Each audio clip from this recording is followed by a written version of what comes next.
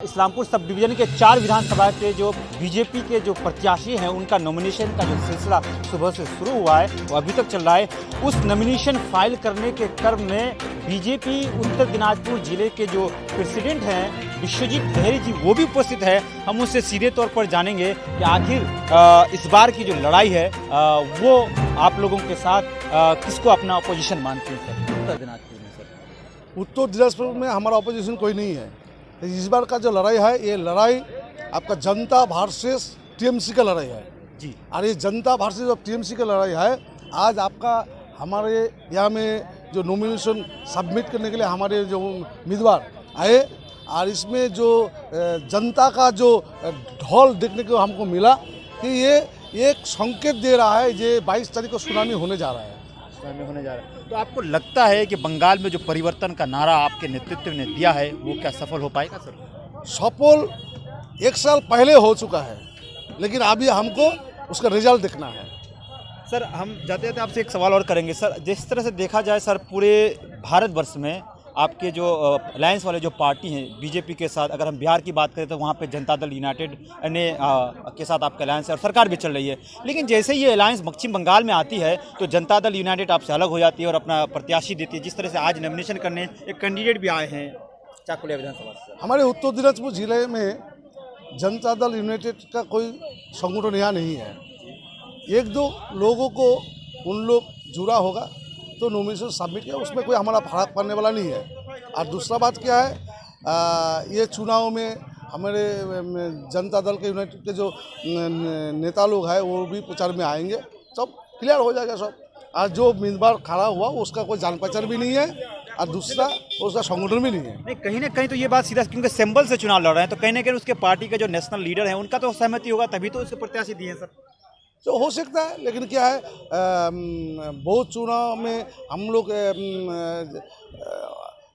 गठबंधन रहने के बाद भी तो उनका कैंडिडेट भी रहते हैं हमारा भी रहते हैं। लेकिन क्या है हमारा ये बंगाल में बीजेपी का संगठन है और संगठन का आधार पर हम लोग लड़ रहे हैं और उनका संगठन तैयार करने के लिए प्रयास में है।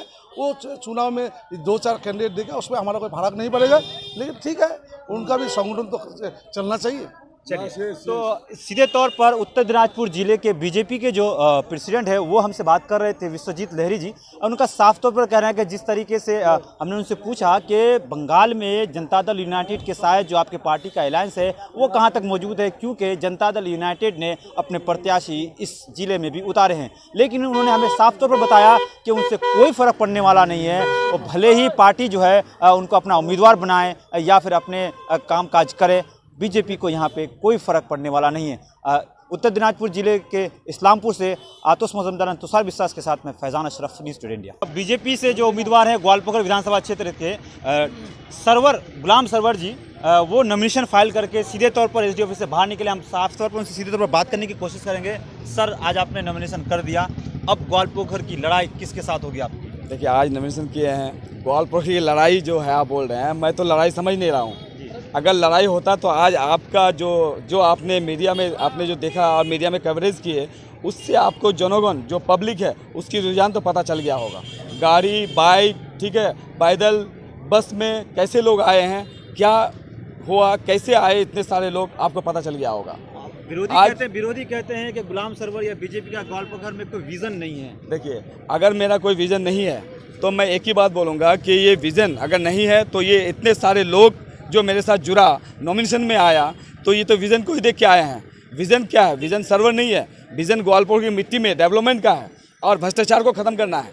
भ्रष्टाचार में आपको कितने बार मैं मीडिया में बोल चुका हूँ कि BLR ऑफिस ज़मीन का, थाना, उसके बाद ब्लॉक, उसके बाद कोऑपरेटिव सोसाइटी, उसके बाद हॉस्पिटल, उसके बाद एजुकेशन स्कूल, ये सब में तो भ्रष्टाचार है। क्या चीज़ हो रहा है? और पंचायत में जो हुड़दंग मचाया, जो पंचायत में बूथ कैप्चरिंग हुआ, बूथ रैगिंग हुआ, जो एक मेंबर जो जिस मेंबर को पब्लिक पसंद करता था उसको हराया, उसी के खिलाफ तो इतने सारे लोग जो जुड़े हैं इसके लिए क्या बोलते हैं, परिवर्तन बोलते हैं इसको बोलते हैं चेंजेस। तो जैसे ही सर आप करप्शन की बात करते हैं या फिर लूट घसोट की बात करते हैं तो कहीं ना कहीं इससे पहले भी आपका भी उसमें सहयोग रहा है क्योंकि आप भी सपोर्ट किए हुए हैं सर। देखिए आपने कहा मेरा सहयोग है, मैं इस चीज़ से पूरा नकारता हूँ। सहयोग मेरा नहीं है क्योंकि मैं मरहूम इमाज साहब का बेटा हूँ। मेरा बाप का वो बना हुआ जगह है ग्वालपोखर, मरहूम इमाज साहब का बना हुआ ग्वालपोखर जगह है। और ग्वालपोखर में आज भी मेरा बाप के नाम से मुझे पहचानता है, मेरा भाई के नाम से नहीं पहचानता मुझे। आज भी बोलता हूँ मैं कि इमाज साहब का बेटा हूँ, तो इंशाअल्लाह मुझे वही इज्जत मिलती है जो उसको मिलता है। उम्मीद है, पूरे उम्मीद है वहाँ के अवामों से आप? बिल्कुल, वो अवाम इतना भरोसा किया है कि सर्वर है इंशाअल्लाह, तो हर चीज़ मुमकिन है यहाँ, और सर्वर करेगा, सर्वर पे भरोसा जताया है, और सर्वर का नियत और ईमान की इम्तिहान है।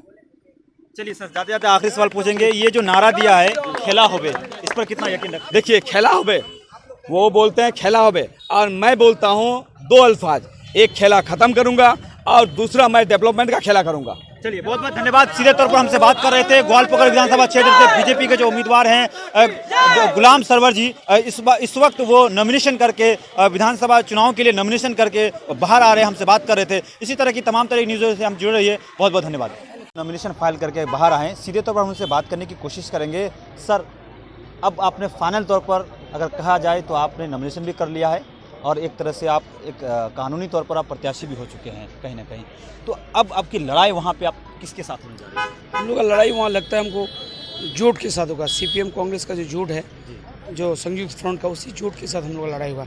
टीएमसी इतना गुंडा राज किया है, लोगों का वोट ख़त्म कर दिया है, डेमोक्रेसी को ख़त्म किया है, पंचायत को ख़त्म कर दिया है।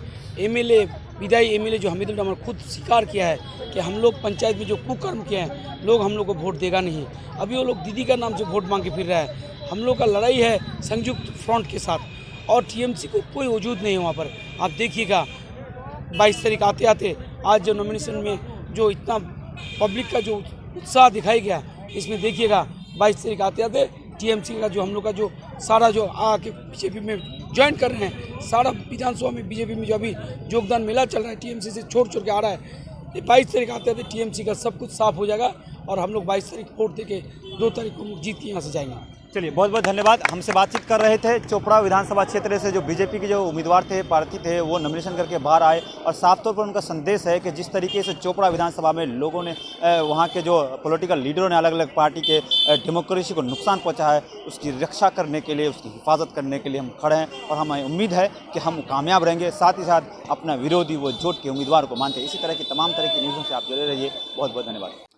न्यूज़ टुडे इंडिया में आपका स्वागत है। इस वक्त हमारे साथ एक्सक्लूसिव बातचीत करने के लिए इस्लामपुर विधानसभा क्षेत्र से बीजेपी के जो उम्मीदवार हैं डॉक्टर सुमरूप मंडल जी हमारे साथ मौजूद हैं, और आज उन्होंने एक बड़ा एक तरह से कहें रैली निकाल कर आज अपना नॉमिनेशन पर्चा भरा है। सीधे तौर पर हम उससे बात करेंगे। खास बातचीत के लिए हमारे साथ मौजूद हैं डॉक्टर साहब। बहुत बहुत धन्यवाद हमारे साथ बातचीत करने। नमस्ते। डॉक्टर साहब, हमें ये बताइए कि पिछले 3 मरतबा से आप इस्लामपुर विधानसभा क्षेत्र से पार्टी आप प्रत्याशी बना रहे हैं, इस बार भी आपको बनाया है, यानी कहीं ना कहीं पार्टी को आपसे काफ़ी उम्मीद है। इस बार क्या लग रहा है सर, किस तरह का रुझान? देखिए, लास्ट 2 इलेक्शन जो हुआ था, 2016 में हम लोग 3rd पोजीशन में थे, 2019 बाई इलेक्शन में हम लोग 2nd पोजीशन में आ गए। हम लोग का वोट परसेंटेज 3 टाइम्स वोट हम लोग का बढ़ा 3 साल में। इस बार हम लोग 1st पोजीशन के लिए लड़ाई कर रहे हैं, और इस बार हम लोग 1st पोजीशन में ही आएंगे। नहीं सर, जैसे देखा जाए तो जो पॉलिटिकल जो स्कॉलर्स होते हैं उनका कहना है कि जो पहली बार हारने के लिए आया था, उसके बाद किसी को हराने के लिए, तीसरी बार जीतने के लिए, तो क्या यही परंपरा आपके साथ हो रही है क्या?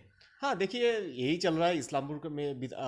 पहले देखने से पता चलेगा कि हम लोग का यहाँ का बीजेपी का स्ट्रेंथ उतना ज़्यादा अच्छा नहीं था।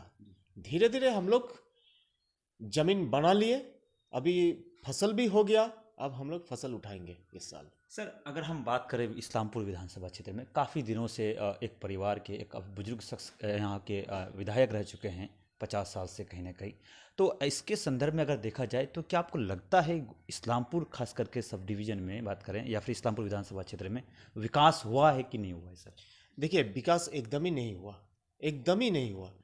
जिनका बात आप कर रहे हैं हम उसको रिस्पेक्ट करते हैं, लेकिन इतना टर्म में उनका जो जो काम करना था इस्लामपुर विधानसभा के लिए, वो कुछ भी काम नहीं किए। वो 5 साल का लाइब्रेरी मिनिस्टर थे। इस्लामपुर में कौन सा लाइब्रेरी नया हुआ हमको तो पता नहीं है, किसी को भी पता नहीं है। जो एग्जिस्टिंग लाइब्रेरीज़ है वहाँ पे भी कोई नया किताब भी नहीं आया। लाइब्रेरी का कंडीशन एकदम बुरा हाल था। तो जो दायित्व उनका कंधे में थे वो तो जनप्रतिनिधि है, उनका काम है, लेकिन इतना टर्म से वो एमएलए थे, कोई भी विकास इस्लामपुर में नहीं हुआ।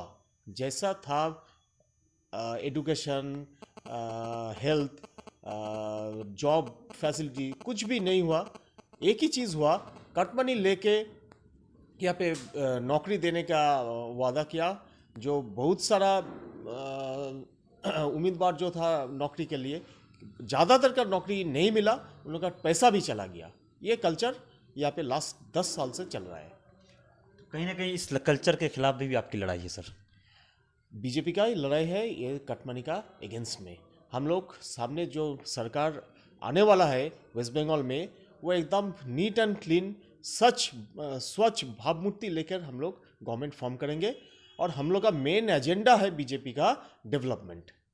अच्छा सर, जाते जाते आपसे एक सवाल और हम पूछना चाहते हैं।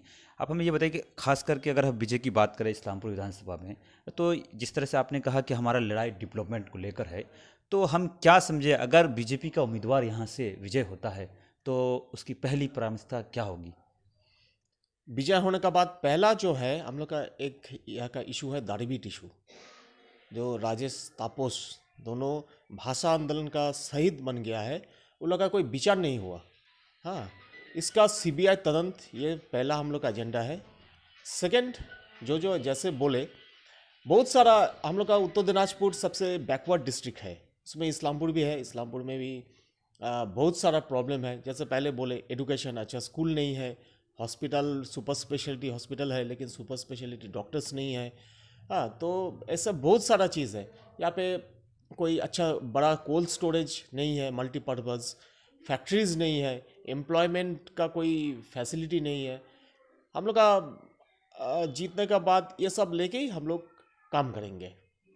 चलिए, हमारे साथ सीधे तौर पर बातचीत कर रहे थे डॉक्टर स्वरूप मंडल, इस्लामपुर विधानसभा क्षेत्र से जो बीजेपी के जो उम्मीदवार हैं, हमसे बातचीत करते हैं। डॉक्टर साहब बहुत बहुत धन्यवाद हमारे साथ बातचीत करने के लिए। हम सीधे तौर पर बात करने की कोशिश करेंगे इस्लामपुर टाउन मंडल के बीजेपी के लीडर हैं पंकज जी। हम सीधे तौर पर उनसे बात करेंगे। पंकज जी, हमारे साथ बातचीत करने के लिए बहुत बहुत धन्यवाद। आपको भी बहुत बहुत मतलब धन्यवाद और गौरीक अभिनंदन। सर, आप हमें ये बताइए, कहीं ना कहीं आप टाउन पे से बिलोंग करते हैं, तो कहीं ना कहीं यहाँ के जो वोटर हैं बहुत ही जागरूक होते हैं और आप पे जिम्मेदारी भी काफ़ी होगी। तो इस बार का जो विधानसभा चुनाव है, खास करके इस्लामपुर विधानसभा क्षेत्र में, तो आपको जो पार्टी ने जो जिम्मेदारी दी है या जिस तरीके से चुनाव होने जा रहा है, तो इसमें आपकी कैसी भूमिका रहेगी और क्या भूमिका रहेगी सर? हम लोग का भूमिका यही है, हम लोग का भूमिका है विकास। हम लोग विकास का राजनीति करते हैं। जो ममता बनर्जी का जो अपशासन है, जो कटमनी का सरकार है, जो आम्फान का पैसा जो लूटा है, इसका अगेंस्ट में हम लोग का लड़ाई है और हम लोग विकास का लड़ाई करना चाह रहे हैं। हम लोग हर क्षेत्र में, शिक्षा, स्वास्थ्य, प्रशासन, सब क्षेत्र में हम लोग आगे चल के काम करना चाह रहे हैं ताकि सब तरह से हम लोग वेस्ट बंगाल को सोनार बंगला बना सके। सर, जिस सोनार बंगला की बात करते हैं, क्योंकि जब विकास का नाम आता है सर, और क्योंकि पिछले 10 साल से सेंट्रल में आपकी सरकार है सर, तो विरोधियों का कहना है कि देश का तो विकास नहीं कर सकी बीजेपी, या बंगाल को क्या विकास करेगी? क्या करेगी? आप देख लीजिए, बीजेपी जो बोलता है वो करता है। आप लोग जानते हैं बीजेपी का जो मैनिफेस्टो था उसमें से 70% काम मोदी जी ने कर दिया है। और विकास कैसे नहीं हुआ है आप बताइए? विकास तो दिखाई पड़ता है देश में। हर गरीब आदमी को घर मिल रहा है, स्वच्छ भारत मिशन से शौचालय मिल रहा है, उज्ज्वला गैस योजना मिल रहा है, किसान को किसान सम्मान निधि मिल रहा है, स्वच्छ भारत, आयुष्मान योजना जो हर आदमी को ज़रूरत है स्वास्थ्य का ट्रीटमेंट कराने के लिए, वो 5 लाख का स्वास्थ्य बीमा चल रहा है। और देश में कारखाना आता है। आज चीन हम लोग से डर के पीछे हट रहा है। फिर लेकिन देखा जाए तो रोजगार घट रहा है सर। नहीं, रोजगार तो देखिए, ऐसा हम लोग 1 साल जो महामारी से गुजरे, जो कोरोना, जो आप लोग सभी को पता है, ये 1 साल तो हम लोग बहुत मतलब हम लोग को थोड़ा पीछे जरूर ठेला है, लेकिन इसको हम लोग कामयाब कर लेंगे अगले 6 महीने में। अपना जो विकास का एजेंडा एकदम हम लोग का जो केंद्र सरकार का जो योजना है, ये 1 साल के लिए कुछ कोरोना के चलते हम लोग नहीं आए, लेकिन हम लोग उसको अगले 6 महीना में, वो 1 साल और 6 महीना, 1.5 साल का काम हम लोग 6 महीना में कर देंगे। क्या उम्मीदें हैं सर इस्लामपुर विधानसभा क्षेत्र में बीजेपी की उम्मीदवार विजय 110% विजय होगा। चलिए सर बहुत बहुत धन्यवाद। हमारे साथ बातचीत कर रहे थे इस्लामपुर के बीजेपी के सीनियर लीडर थे और हमारे साथ खास बातचीत करने के लिए तमाम बीजेपी के लीडरों का बहुत बहुत धन्यवाद। इसी तरह की तमाम तरह की न्यूज़ों के लिए आप हमसे जुड़ रहिए। नमस्कार।